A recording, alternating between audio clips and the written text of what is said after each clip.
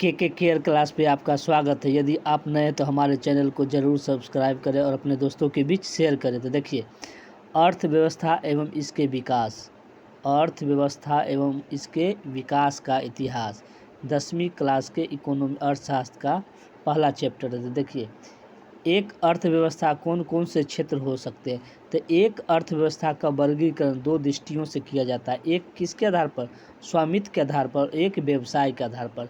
स्वामित्व के आधार पर इसके दो प्रमुख क्षेत्र होते हैं, एक निजी होता है और एक सार्वजनिक। निजी पर मतलब कि व्यक्तिगत आदमी का होता है, सार्वजनिक मतलब सभी आदमियों का अधिकार के क्षेत्र में होता है। व्यवसाय के आधार पर, व्यवसाय के आधार पर इसके तीन क्षेत्र है। कौन हो गया? प्राथमिक क्षेत्र, द्वितीयक क्षेत्र और तृतीयक क्षेत्र।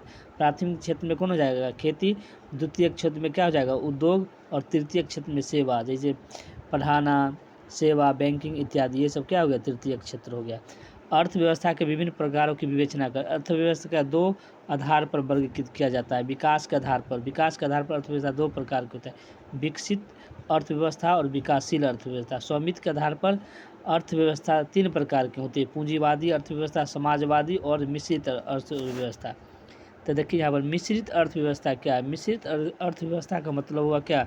पूंजीवाद एवं समाजवाद दोनों अर्थव्यवस्था के बीच का मार्ग। इस प्रकार की अर्थव्यवस्था में निजी और सरकार दोनों द्वारा संचालित होता है। मिश्रित अर्थव्यवस्था में क्या होता है? निजी उद्यम भी होता है और सरकार का भी उद्योग संचालित होता है। जैसे भारत में देखिए, अंबानी का हो गया जियो और भारत सरकार का रेलवे। तो भारत का अर्थव्यवस्था कैसा है? मिश्रित है।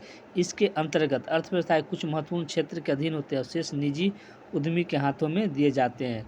हम पूंजीवाद और समाजवाद के बीच स्वनिर्माण कह सकते हैं।